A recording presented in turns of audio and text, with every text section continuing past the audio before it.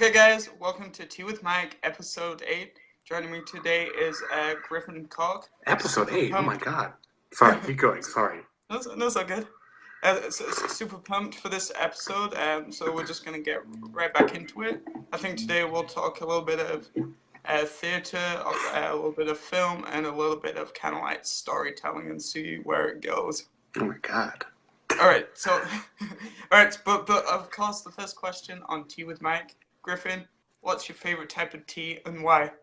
So that's interesting. I am currently drinking, which is my favorite type of tea. It's Bengal spice tea. I don't remember the company, but the reason it's my favorite is because when I was young, me and my mom every night before bed would read books. So we went through the series of Unfortunate Events series. We went through Harry Potter. And what we attributed Bengal spice to, which is what butterbeer tastes like. And now, you know, there's a Potter world and in a real butterbeer, we know that's not the case, but it's like a really like cinnamony, nutmeggy tea. But it's my like go-to tea all the time. Nice, dude. That's really cool. Yeah, man. I don't know. It's it's nice. I fucking love it. Good. Okay. Most people that have tuned into more than one episode that know that my favorite type of tea is it's called Yorkshire tea. It's a very strong, like black tea. Okay. I don't put any. Usually, I don't put any milk or sugar in my tea, so it's like straight black tea. Oh yeah. You gotta get the full effect. So it's very caffeinated. Totally. Oh, there's Amy. Hi, Amy. Oh, thanks, Amy. That's very kind. Okay, right. Let's rock it. All right, Griffin. For those that don't know you, tell us a little bit about yourself and your skills, and everything else in between. Oh God. Okay. I think the reason you asked me on the show is because I'm an actor, and I've been acting for about professionally for about 10 or 12 years. And I've done a whole bunch of different kinds of stuff. I did some voice work, I did some film work, I did some TV work, I did some theater work. I also am starting to get into poetry. I write a little bit of spoken word poetry, and I'm working very slowly on a spoken word album that's so goddamn far down the road. I like photography and video games and tea and I don't know. I guess that's it. Does that answer your question? I don't know. No, that's good. Right? I'm very bad at self-intros. Let's dip a little more into like your theater background. How did you get started? Who's your biggest inspiration? Favorite types of theater? Sure. Well, that's the second question is very easy because my biggest inspiration is my mother, because my mother is an actress and she recently has gotten more into directing. But how I got into theater, but also acting as a larger concept, is I was at Theatre Calgary's Christmas Carol when I was like, 5 or 6, and since then we've gone like for 14 or 15 years, like straight in a row. And I was sitting in the audience and I was watching a couple of my friends who I knew up there, like be in the young company of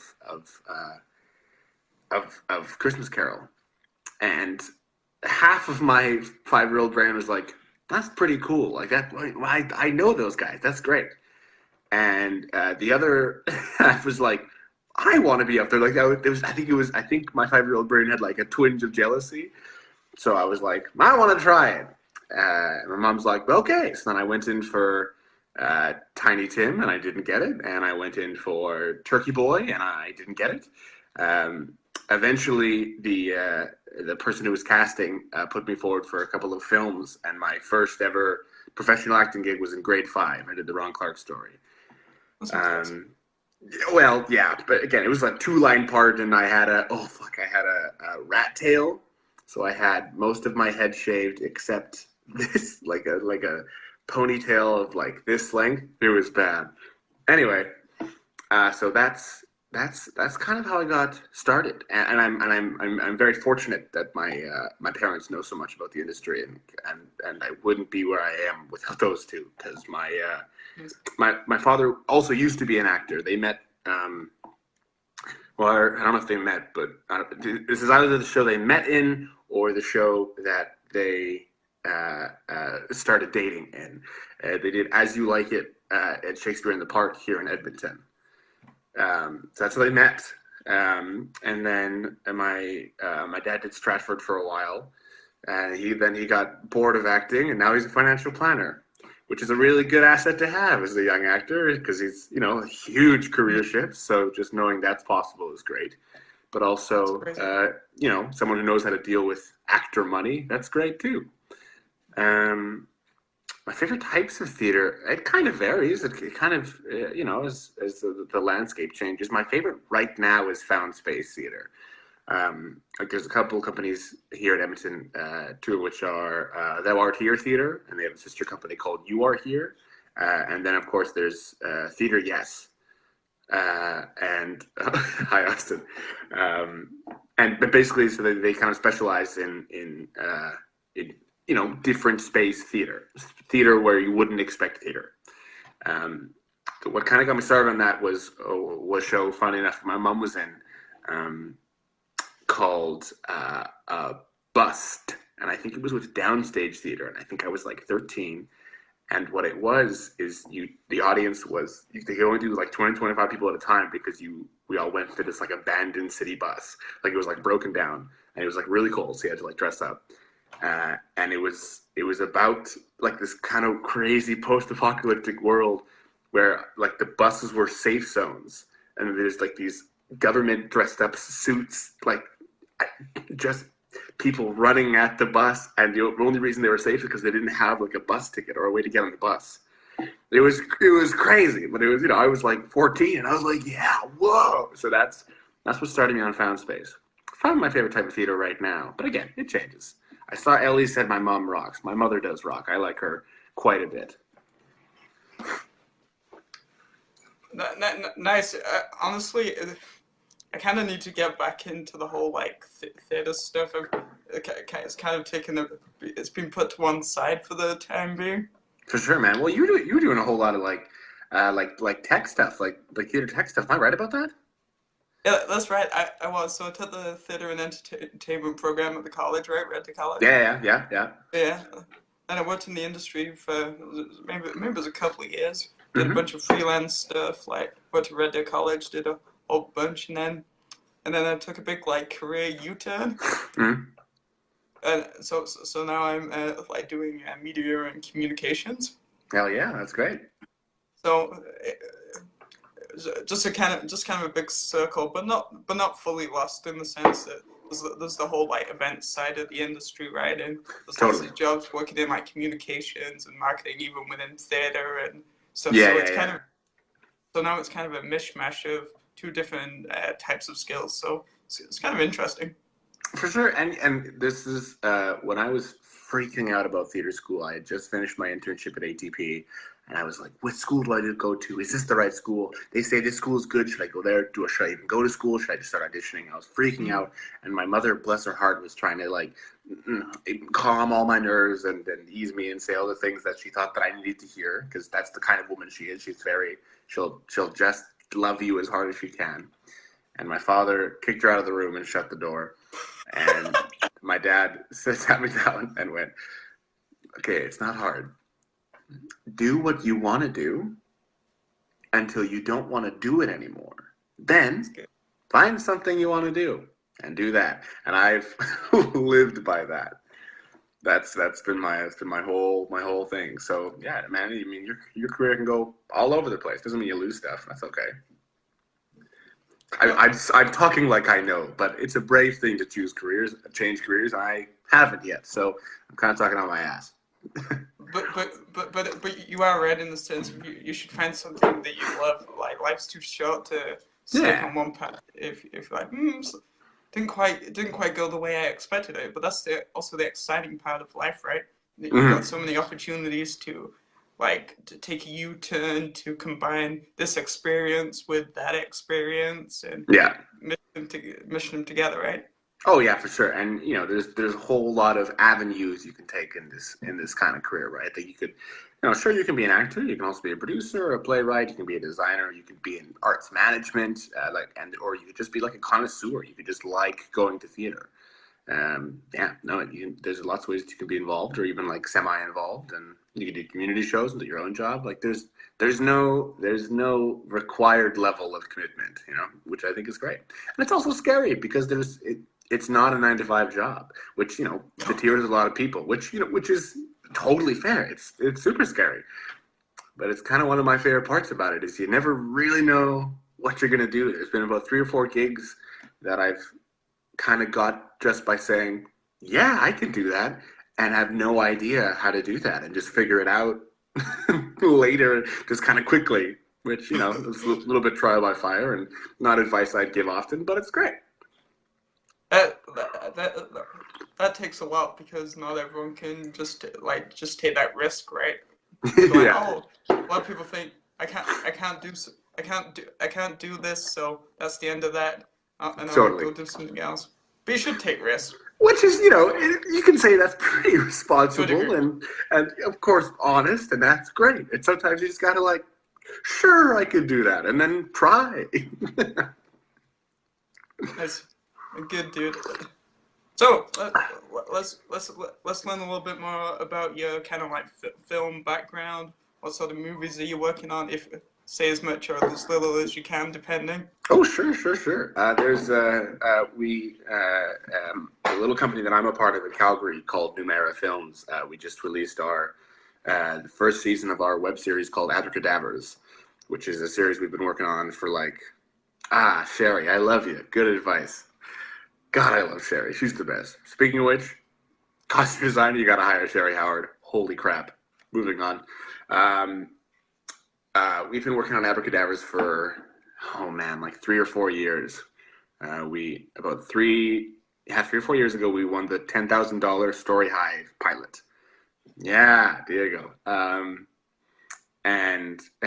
We made it it was just some kids with a camera and a little bit of money, so we made I think a pretty decent pilot, and then it kind of just sat there for a while. But the 3 of us, me, Morgan, and Joe, who make up numeirafilms, were kind of just itchy about it. So we're like, no, we got to do something. So we took it to Banff and shopped it around and took it to a whole bunch of networks and producers and garnered some interest. And then we got the Story Hive 100K audition, which was phenomenal. So we got a lot of support from TELUS and from Story Hive and from the National Screen Institute. And then we got hooked up with the Calgary Film Center with their project lab.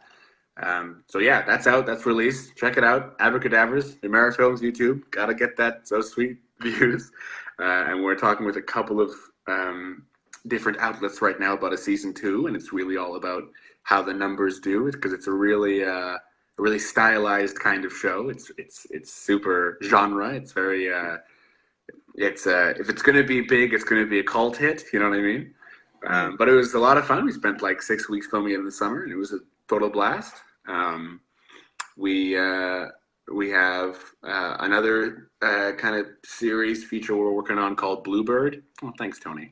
Which is kind of a female-led thriller, and it's the tagline we have for it is 8 stories, 8 deaths. So it's one of those multiple timeline either series or movies, which works out great as a series, but also it's kind of one of those heady movies where you kind of watch as the stories kind of link up and intersect and start to kind of detective your way through the movie. So we're working on that. We have a feature coming up. Hopefully coming up, obviously. It's a whole bunch of irons in the fire called Society of Birdwatchers, which is it started off as a short film just about a lovely geeky club of high school birdwatchers, and we've kind of written a feature version film because the short did a pretty well on the festival circuit, so we're shopping that around.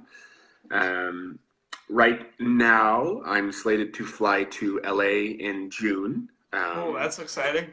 Yes, and it's kind of one of those things where a lot is set to go, but we're still waiting on 3 or 4 things.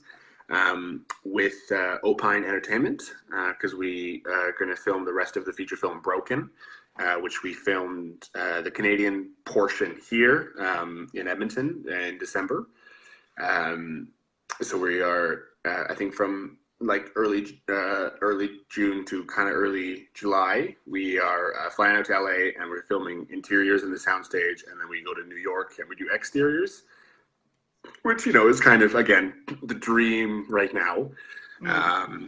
But yeah, so that's exciting. There's a what else? There's a feature working here. Don't want to give too much away. It's with a lovely gentleman called Mike Malucci with Malucci Entertainment, and so we filmed the proof of concept for that, and that's kind of being shopped around right now, and you know, we'll see what happens with that. In about 2 weeks, I film a sci-fi TV pilot for a series called The Hive, and that's with Brandon Reines, who is an excellent man in the Edmonton film community right now. He's kind of just dipping his toes in directing. He's, you know, cranked out a whole bunch of short films and a couple of features, I believe. But one of like the best Alberta screenwriters I know. I would say the last like 4 or 5 projects I've done in Alberta, 60% of them have been written by Brandon Reines. He's taken the world by storm, and I know he's like selling scripts internationally. So Brandon Reines, if you have a second, look him up. I think that's it for now, man. Again, everything's kind of just in the waiting wings right now. Besides the Hive. Hive's set to go. But yeah, no, just waiting. It's which is kind of how film is, you know? Like it's until you're on set or you have the contract, who knows? You know? That's good. So obviously you're crazy busy, like 24/7, 365. How do you manage your time? It's well, the biggest thing is which is scary to admit. I don't know if I should say this, but it's also not. I'm not always as busy as it seems. I think something that is appealing on social media as an actor is to kind of make yourself look busy, which is attractive to people who are going to hire you. Be like, that guy's working a lot, and you know, I have been very fortunate the past couple of years, but it's also you know, it seems like I'm busy if I post something about like, this finished film did well in the festival, but a lot of time I don't really have anything to do with that, right? That's just me going, no, celebrate what we did, right? Yeah. In terms of managing time, I mean, I have my phone schedule. I would be so screwed without my phone schedule, and I will set aside time like an hour a day to just do nothing, like just mindlessly watch Netflix or play video games or something. But I would say the largest thing is I'm a huge night owl, so I do my stuff in the day, and then I spend like 2 or 3 hours of the evening kind of catching up on everything that I didn't do. And I'm so terrible a person in the morning. Like I'm not really I'm not high functioning in the morning. I'm kind of cranky, and so there's those aspects. Evening. I love evening. I'll stay up till 3. It's great. In that regards, me and you are the same. I'm kind of the same. Like I hate mornings, but like I find a lot of energy. I do a lot of my like homework between 9 p.m. and midnight. Totally. Oh, 100%. Yeah, definitely. After socializing in the afternoon with friends. Yeah. Sound accurate? Yeah, that's pretty on point, my man. Oh man, God, I gotta do evening tea more often. This is really nice. It's really relaxing, isn't it? It is. It's it's almost meditative. Okay, so you've done a lot of films. What's been like that coolest moment on the set? Ooh, it's got to be on the okay. Coolest moment. Okay, so from a very superficial kind of surface level coolest moment, I did a short film recently. Well, no, not recently. It was like last October, I think. Last November. And it was a Katrina Beatty and Larry Kedley film called dday +1. I did with a couple Edmonton actors. It was really great. We went to this lovely farmland owned by somebody people knew, and they had this armored personnel character oh my god, armored personnel carrier, which apparently is in like every war Alberta movie that you ever get seen in. And it's a film following a veteran, and I just played the younger version of the veteran in like a flashback when he lost his brother. So there was like a whole bunch of stunt people on set there, and we had like real Stenson rifles, like actual functional rifles with blank clips. And I also had a 44 Magnum with blanks, and then in the scene, the Germans were across the trench, and they had like a working like 45 caliber machine gun, like one of those like set up on the which is terrifying. And so on top of all that, we had to get it in. It was a one shot, so the DOP had the camera in as a steady cam and is following me around, no cuts, no nothing. The 2.5 page scene has to happen once, blanks, everything. And there's also a lot of gun safety with blanks, obviously, and we had a lot of great people on set for that. But it was kind of my first time with gun blanks at the time, so I was like, because you can't. The biggest thing that I was so bad at is you can't rest the gun on the ground because there might be dirt or rocks that get in the barrel of the gun, and even though you're firing blanks, it's still shooting air. So you could shoot. Anyway, it could shoot dirt or rocks at your actor buddy. So if I touched the ground with the gun, we had to kind of like stop, cut, and I was like, oh fuck, sorry, and clean it out. Like I was just terrible at. But it was really cool because for lack of a better term, it really helped the acting. Because on the very first take, and we only had, given our time and the amount of blanks we had, we only had about 9 or 10 times to get this. We only had 9 or 10 chances. And sometimes the clips on the gun would jam. And if that happened, it might have fucked up the gun, so we have to yell cut and kind of redo it, or pause the scene, whatever has to happen. But as soon as action starts, the camera comes as a close up on me, and then the machine gun fire behind me starts. So we're backed up against this personnel carrier. Hi, Nevada. We're backed up against this personnel carrier, and the very first time, I don't know what's happening. So it kind of comes in and goes, all right, and action, and you hear doo doo doo doo, and there's little bits of like on the APC that like make sparks to make it look like it's being shot at, which nobody told me about. So I'm just like, acting, and then I hear ping, ping, ping right behind me, and I go, oh my god, which is great because I'm scared. I'm a soldier. So kind of some choreography, but like, and I had to like stand up and shoot the Stenson rifle. So cool. It was maybe the coolest thing. And having like the blanks and the Magnum that had the kickback. Wow. That's definitely the cool, like very surface level activated my like high school Call of Duty player. Yeah. That's probably the coolest thing that happened to me on set. If you want to talk about like the most rewarding, it would probably be like finishing Abracadabras. Just because we put so much time and sweat into that, and it's something we made ourselves, and it was all our buddies, and it was just so long. But yeah, like surface level, like teen guy, cool, easily dday +1, because man, gun blanks are a ruckus. That's good. Okay, so for those of you that haven't figured it out, I'm from England, and also so far Teawithmike just on Facebook for 7 episodes has 4,600 views. What? We launched. Oh my god! Good for you. Yeah, dude. That's pretty good. I know, right? And it'll be launched on YouTube in the upcoming future. Just working on some cool video content for that. Hell and it'll yeah. also be available as a podcast in the near future. Nice. Wow, 4,000 views. That's pretty good. No paid advertising. It's pretty good. That's right. Yeah, that's right. You didn't buy those views. No, it's all about being authentic. Yeah. That's What's nice. the worst moment you've ever had on set? That's easy. Okay, so I was 11, I was on set for a show.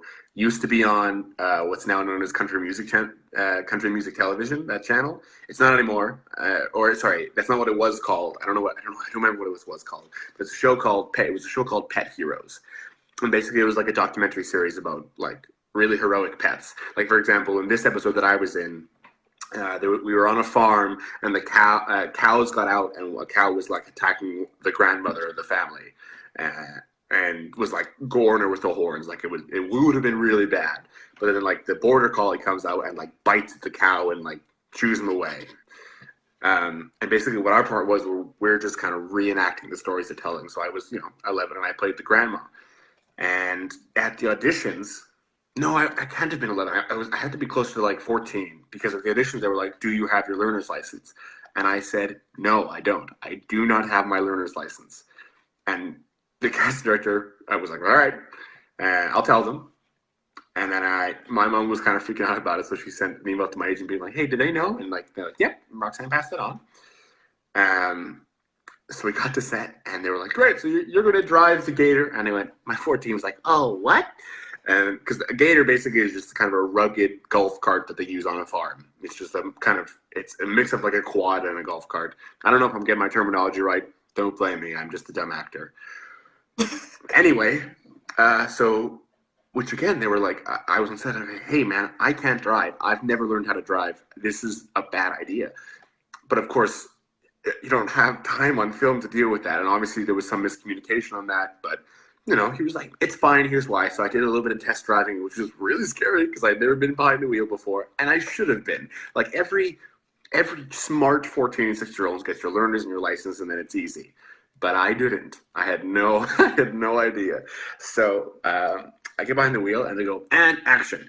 And I'm driving down a kind of bumpy field to turn into the road where the grandma was, because I had to go get my mom. That was the scene, is I had to get the Gator, get my mom, and turn into the thing, and that's it. Driving down, kind of getting bumpy. I turn into the gate, and I don't turn the wheel enough. So I turn into roads this way, and I kind of turn diagonal, and I hit the cameraman. I know, man. So I'm turning in, and I'm not strong enough. I'm not turning it. I don't know what happened, but I hit the camera. And when I say hit the cameraman, again, the cart only goes like 5 kilometers an hour. Like, it's not fast. I was going slow, but I hit the camera, and I brake in time, and the camera on the tripod tips, and he grabs the camera and he falls over. But I don't see any of that. I just see me hit the cameraman and the guy fall over. So I get the keys out, and I'm on my hands and knees, and I am weeping because my 50-year-old self is like, "I've killed this man." Because this is what I know a car crash to be, is, "Oh no, this person's dead." And really what happened is this very excellent DOP, like, caught the camera, and like landed on the grass on his back. Like, he probably had some cuts and scrapes and stuff. And all that happened is like one of the focus, they do a follow focus thing. So as they're coming towards, there's someone else with a dial that like wirelessly moves the focus as they're watching on a screen. And just a bracket on that snapped, which is still like $150, but way worse than it could have been. Way better than it could have been. So yeah, that's, and so I spent, 20 minutes on the ground just weeping because I felt so bad. And part of me was like, I said I couldn't drive. I don't know what you guys wanted from me. But, so eventually what we ended up doing was having the camera set up, and I just drove the golf cart, or they had the golf cart preset, and we just had to and act like I just pressed the brake, and then we got out, which, I watched the episode and it ended up looking fine. That's the worst moment I've had on set, because I thought that I had killed a man in my tween years, and that would have really messed me up, just mentally. You probably didn't think about it at the time, and this might sound awful, but did you consider writing some poetry on it? No, I did not. No, when I was 14, my poetry, I stole a lot of lyrics and tried to pass it off as my poetry. Like, I would take Owl City lyrics and give it to girls I had crushes on and be like, "I wrote this for you." So underhanded, like, God. Anyway, not a big fan of my junior high self. Like I was, yeah. Anyway, no, it was mostly just trauma, and then about a couple months later, I was like, I have to learn how to drive, so I never do that again. That's when I got my learners. Nice. Yeah. What's Owl City? Is it just a place where people create spoken poetry? Like No, Owl lyrics? City's a band. Oh, okay. Like Fireflies or Vanilla Sky. They did that song for Wreck-It Ralph, I think. Yeah, no. They were pretty big when I was in junior high. So I I plagiarized them wholeheartedly. Not like published them, but yeah, gave it to girls to try to impress them. And some of them were like, "This is what are you? I am the crescent moon. This is Owl City." I was like, "Oh, I guess our minds work the same." Like a little shit. Ugh. That's good. The fact that they kind of already knew would kind of suggest that someone else tried it out them. Well, that's what I didn't understand, is that, they were a big band, and I knew them, so other people knew them. Like, it was just, it wasn't well thought out. Okay, who's like the coolest kind of like person you've met on set, or the most famous, or anything in between, honestly? Ooh. Or the most unexpected encounter into someone you'd like, oh my god, I didn't realize they were here. Oh, interesting. In terms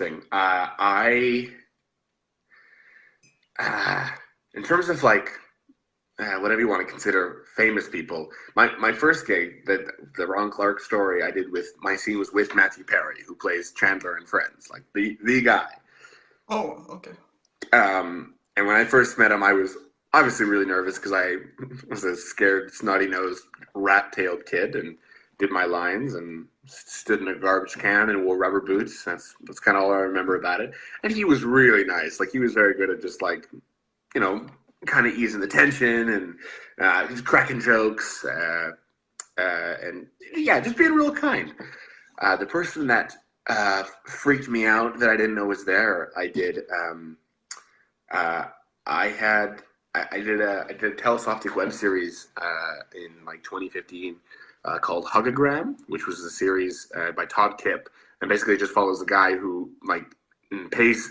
He calls himself out as like candygrams or choirgrams, but what he does is they send people to go give hugs. Like that's the whole thing. So of course you run into like really creepy guys or lonely moms. Like that's the whole series. And anyway, I had a really, really tiny part. I just came in with another actor named Haley McClure, really lovely, and we were kind of just a couple. And it turns out that my character had slept with like the owner of the Hugagram, so I was kind of like, "Oh, what are we doing here?" "Oh, hey, call me," like that kind of stuff. And the owner of the Hugagram service, the guy who I slept with, was Nathan Lee Graham, which is the who plays Todd in Zoolander, who's the kind of like the black bald, like kind of scared assistant guy in Zoolander. He's also on Scrubs a while, but anyway, which I don't know what level his fame was, but like it was only a week ago that I had just watched a Zoolander for the first time. Oh, okay. So I was like, whoa. So anyway, yeah, we're kind of getting ready for the scene, and I only had one scene. I only had one. Like a couple lines, but we were all blocking the stuff and kind of figuring out and finding our angles. And then Nathan Lee Graham just walks out of like the back room of the salon because they had kind of set it aside for like his dressing room. And I guess Todd and Nathan like knew each other, but he came out and I was like, so it's you and me. Cool. And I tried to be really, really cool about it. And I was like, hey man, big fan of your work. Really great to work with you. But inside I was just freaking out because it's Nathan Lee Graham and I just saw Zoolander. I'm not good with, not that I've worked with like too many big names on set, but I really only like two or three, and I'm not cool about it. Like I wouldn't say I'm obnoxious, but it's still a big deal to me, and I'm always a little self-conscious. Like I hope they're watching. Like I hope I impress them, which is crazy. Nice. Here's a good one for you. Because Sure. You seem to be very good at generating like new opportunities for yourself, in both film and theater. For someone that's like that's like doing it and they're struggling like to make that next opportunity? Got any like words of wisdom, advice? Oh goodness, I can only really. Uh, it's very different in terms of like mediums, in terms of like fields. Um, for film, I would just say you have to, not that I consider myself a filmmaker, and I had a producing hand in Abracadabras, but again, that was me very trial by fire, kind of dipping my feet in. So for that, I just say what all the established filmmakers say to the new filmmakers, which is like, make your first movie, it's gonna suck. But as we've been doing our like getting our financing, getting our granting in, talking to investors, what they need to see is like, what have you previously done? And that's like the biggest thing. And it doesn't matter where you're at, it doesn't matter what kind of emerging grant you're applying for. You have to usually send a thing being like, here's what we can do, so you can trust me if you give me your money, So that's always big. And in terms of theater, the biggest thing that I can ask you, that I can tell you, especially if you are working in Alberta, is you got both the Calgary and Edmonton, and I'm sure beyond communities that I can't speak to, but I can only speak to those two communities.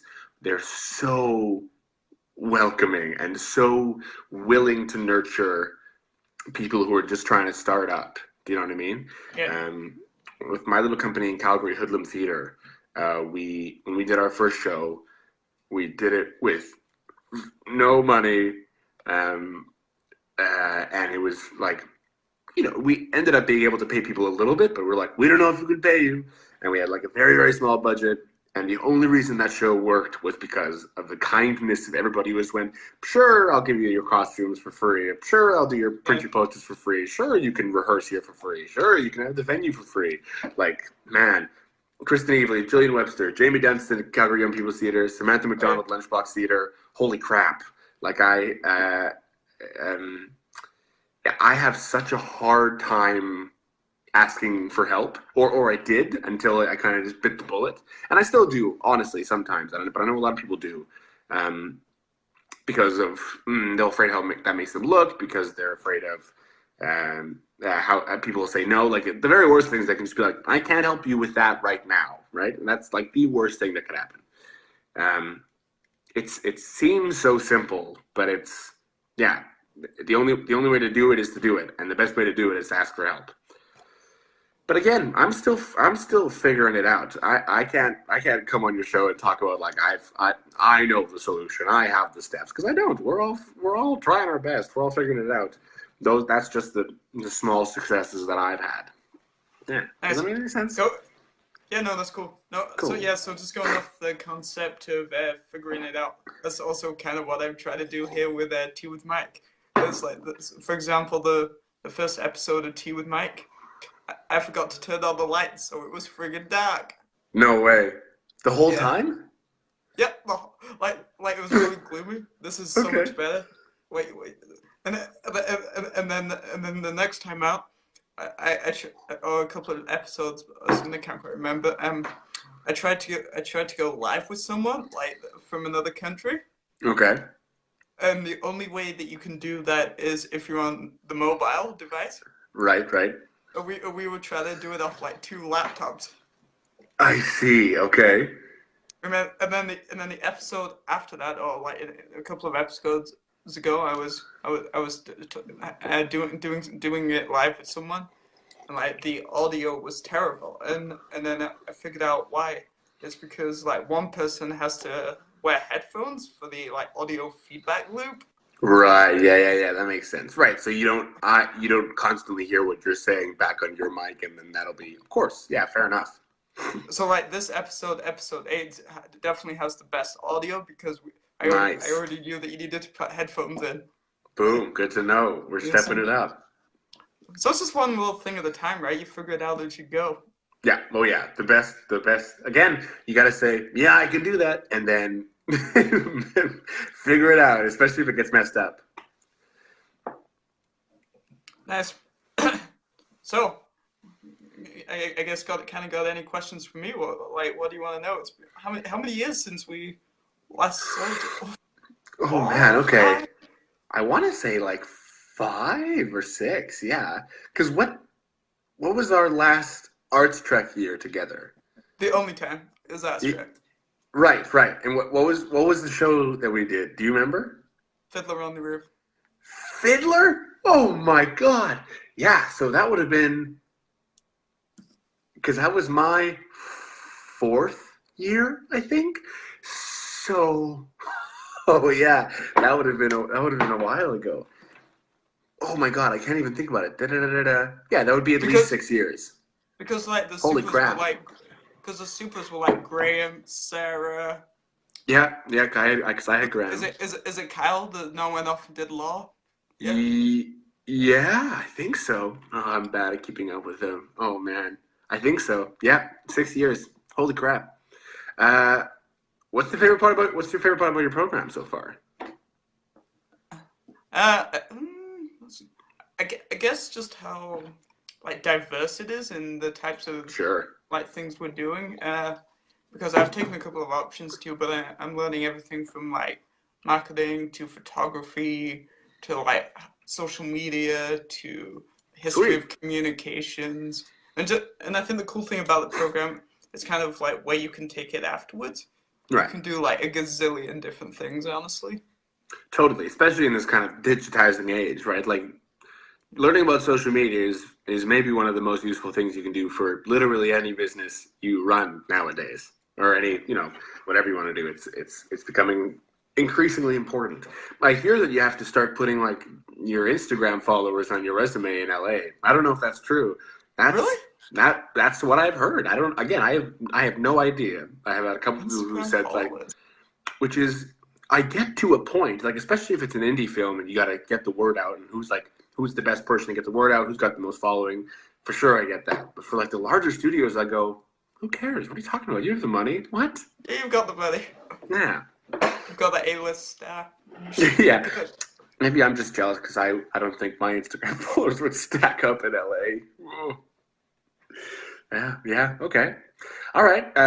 What do you think the most useful thing is? Like, and maybe I mean like universally useful thing is in your degree you think you've learned? Okay, this is pretty easy. Okay. Definitely like the ability to hold like face-to-face like conversation, kind of like the whole point of Teawithmike, and just like good communication. Because I see it every day, like examples of so many like bad communication that could be fixed like so easily, but either the people don't have the skills, or the 30 years kind of like outdated, right? This is how it was. Yeah. This is no disrespect. There's a lot of great things about all the generations, culture, all that. But like sometimes I feel like they're a little out of touch. This worked in 1970, yes, but does it work in 2019? Oh, interesting. Very nice. Yeah. I think skills like that, like it's also, man. I think I don't care what your job is. I think every person should take one improv class. That's my belief. I've never done improv. Improv is. I think you should. I truly believe that everybody should do an improv class, and I think a lot of skills you learn in performing arts of any kind relate to a lot of real world skills. Talking with people is such an underappreciated art, and it's something that again connects you with public speaking, like presentations to your board meeting. I don't know what office people do. Sounds great. That's. And man, it improves your critical thinking. Thinking on your feet can help you again, literally any job. Like it's a very universal thing. Oh, she's right, Gotta start small. Keep working. Keep networking, and then maybe I'll meet the person that can help me with the tea set. In 6 episodes, I better see sugar cubes and tongs. No, one step at a time, though, for sure. Like, I got lots of crazy ideas, but you got to start with a strong foundational audience. Totally, yeah, that makes sense. Cool, man. So the only way you're gonna do that, just keep doing episodes, just keep having fun. For sure. Too much pressure on it. Yeah, no, I think you set up a pretty good environment. It's pretty lax. It's pretty easygoing. I love it. The idea just like came to me like randomly. I had no like thought because I always thought that I have like a good personality, but I was like, oh, I always thought I could help like someone else do it, like Right. some good creative stuff behind the scenes. And then just one day I was like, let's just do it. It's one of my favorite uses of the kind of ever-growing live aspect of all the social medias, Facebook, Snapchat, Instagram, whatever you want to choose. Like I think something like this one of the live things is like one of my most favorite uses of it. Like watching a conversation is really enthralling to me. Maybe not ours. I don't know how charming we are, but just the concept of, especially because it's we see the number here of how many people are watching, but it could be just you and I, and we have no idea. And that's the most interesting part to me is how people kind of interact behind your literally closed doors. Like that's super cool to me. So I think it's a good idea. That's good. Yeah, man. Okay, I'm putting you on the spot here. Okay. But because of your entertainment background, I'm expecting good things. My Do, do, God. do, do you have any jokes that you can tell the audience in your back pocket? I can. I have one joke that I've been using since I was 6. And I told a lot of dinner parties when I was a kid, and folks seem to love it. I don't know how much it holds up, but here's the joke. The joke is, why is a dragon big, green, and scaly? I don't know. Why is a dragon big, green, and scaly? Because if it was white, small, and smooth, it would be a Tic Tac. That's the joke. It's not great, but as a kid, they have to laugh at you, so it stuck around. And it's one of the only jokes that's like been engraved in my brain for as long as I can remember. Nice. Yeah. What have we got any spoken word poetry, which I think is like super intriguing, like because My God. I don't know if you know, I ran a venue in like 2016, Hmm. at the Edmonton Fringe, the Almanac. Oh, you're on the Almanac. That's great. Yeah, no, it was super cool. Had a great time. And Cool. one of the performers, I don't know because you're in Edmonton and the BFA. Don't know if you know this guy, Liam Cody. I love Liam Cody. That's awesome. He is And Vanessa. he is easily like my poetry idol. Liam Cody. If you haven't, you got to buy his chapbook. Do I have his chapbook here? I think I have it right. Wait a second. Yep, definitely do. This love is mad reciprocal. Liam Cody, poetry chapbook. Buy it if you don't have it already, Edmonton. You got it. Don't.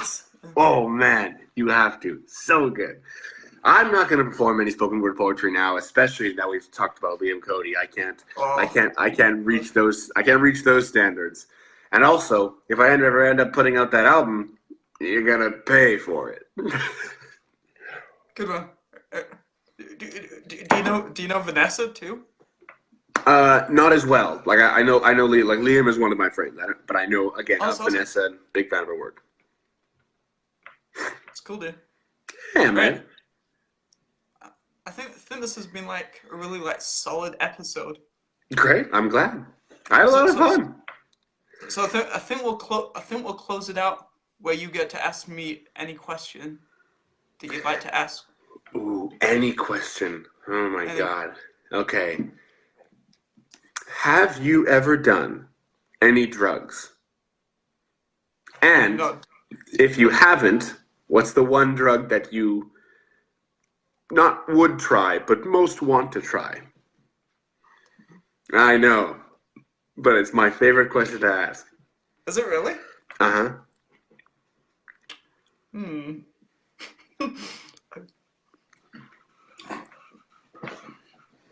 I don't know. Which, fair enough, man. If you don't have an answer, that's totally fine. No, I don't have an answer. Okay. Okay. Then I have one more. Yeah, sure. What's the place you want to travel to in the world the most that you haven't traveled to yet? Good question. All right. I think the place. Well, I'm kind of torn, but I'd really like to go to Greece. Oh, Greece. Yep, that'd be good. lots of history. I really enjoy like history, being from England and stuff. It's one of my favorite things. And then the other place, definitely Spain. Cool. Football. Those are excellent choices. Spain, Greece. Spain and Maybe Greece. I'll take tea. Maybe in the 50 episodes down the line, it'll be Tea with Mike live in Spain. That's right. You'll fly me out there on your ad revenue. Maybe one day. We'll see. One day. Goes. Right, dude. It's been Cool, awesome. man. Of course. Yes. We'll talk soon because we should keep in touch. Love that. Thanks for having me on the Awesome. show, man. Yeah, no problem, dude. All right, guys. Best of luck. This has been Tea with Mike, episode 8, film, theater, jokes, Griffin Cork. I just finished my tea. That's perfect. And with that, and the end of the cup of tea, that is the end of episode 8. Thanks for watching. Bye.